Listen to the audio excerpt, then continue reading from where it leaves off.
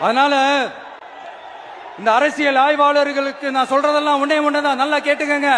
இந்த விஜய் ஏதோ இந்த பல லட்சம் பேர் கூட்டுற கூட்டத்தில் மட்டுமே இருக்கிறாரு அப்படின்னு மட்டும் தப்பு கணக்கு போட்டாதீங்க. ஏன்னா நம்மளுடைய இந்த கூட்டம் வெறும் ஓட்டா மட்டும் இல்லைங்க, வரப்போற தேர்தலில் மக்கள் விரோத ஆட்சியாளர்களுக்கு நாம வைக்க போற வேட்டா,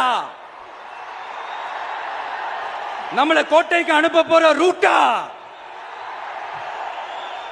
இருக்க போதுன்னு சீக்கிரமாவே தெரிஞ்சுப்பீங்க.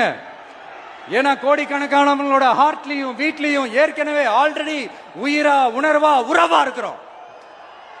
நம்மளுடைய கனெக்ட் எல்லாம் வெறும் மக்களோட மட்டும்தான். நாம யாருன்னு அவங்களுக்கு தெரியும், அவங்க யாருன்னு நமக்கு தெரியும். நாமளும் நம்ம மக்களும் எப்படி இருக்கிறோம்னு எதிரிகளுக்கு நல்லாவே தெரியும்.